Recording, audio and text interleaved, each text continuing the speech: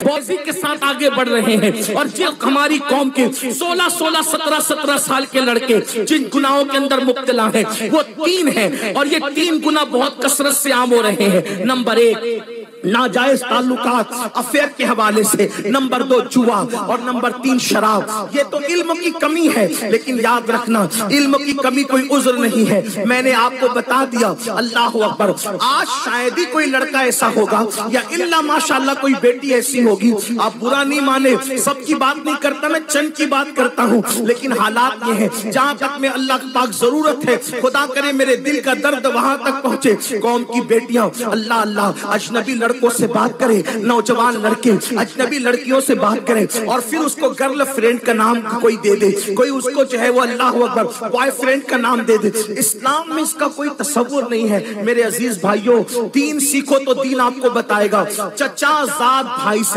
सगे चचा के बेटे से भी बालिग लड़की को पर्दा करना वैसे ही फर्ज है जैसे अजनबी मर्दों से पर्दा करना फर्ज है। जो मजहब चचा जाद भाई से पर्दा करने का हुक्म देता हो, जो मजहब मामूजाद भाई से पर्दा करने का हुक्म देता हो, जो मजहब फूफीजाद भाई से पर्दा करने का हुक्म देता हो, आखिर उस मजहब के मानने वाले कॉलेज के अंदर कैसे फ्रेंड बनाने लगे, स्कूलों के अंदर कैसे फ्रेंड बनाने लगे, और फेसबुक पे बैठ कर कैसे फ्रेंड बनाने लगे।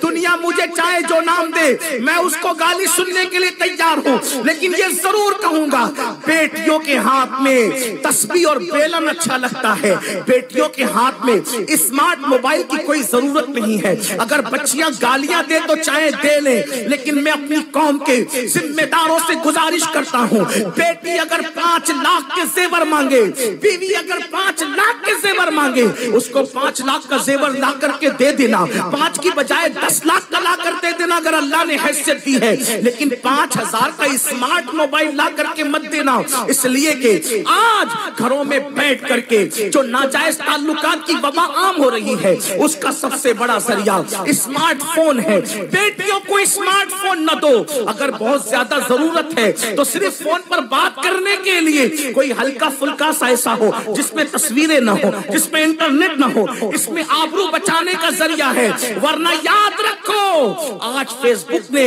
वो दिन दिखाए कि शरीफ घरों की बेटियां भी दूसरों के साथ भागती हुई नजर आई है। अल्लाह अकबर, क्या तूफान है इंटरनेट के जंगल ने बपा किया है, इसका अंदाजा शायद देहात में बैठे हुए लोगों को नहीं हो सकता। मेरे आका सल्लल्लाहु अलैहि वसल्लम के दीवानों, याद रखो हमारे यहाँ बेटी की इज्जत को बहुत बुलंद मकाम दिया गया है। लोग कहते हैं मुसलमान बेटी की आजादी नहीं चाहता, हम कहते हैं बेटी की आजादी इसलिए चाहे तुम।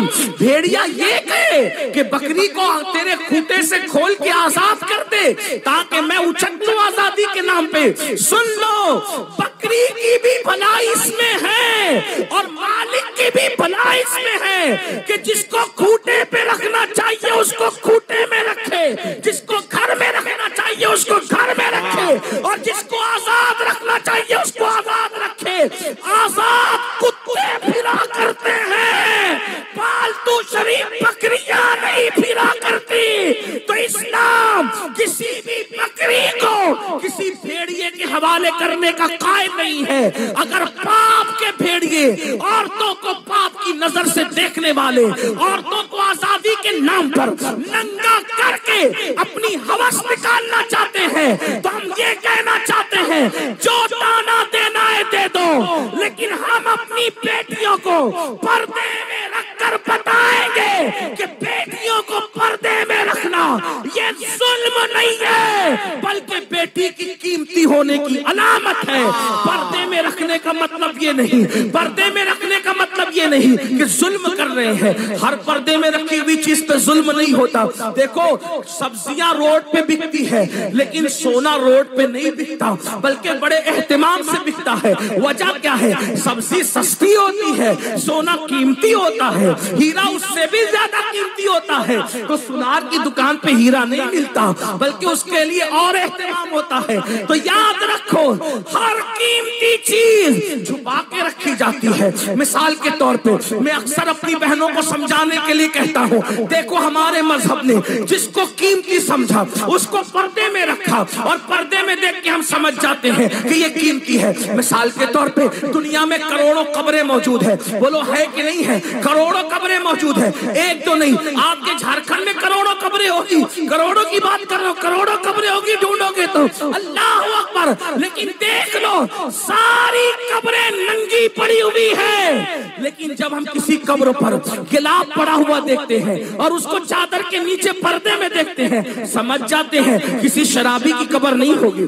किसी जुआरी की नहीं होगी, किसी जानी की नहीं होगी, बल्कि ये कीमती कब्र है, इसलिए इस पे कपड़ा और पर्दा डाल दिया गया है, इस पे गिलाफ डाल दिया गया है। इसी तरह देखो दुनिया की सारी मस्जिदें बेपर्दा है, लेकिन जो मस्जिदों में सबसे अफजल तरीन मस्जिद है जिसे काबतुल्लाह शरीफ कहते हैं, उसको गिलाफ में ढक करके बताया गया है। और मस्जिदें अलग है, दिल्ली की जामा मस्जिद की इज्जत अलग है, मगर वो बेपर्दा है, और अल्लाह के काबे की हुर्मत अलग है, इसलिए उसको पर्दे में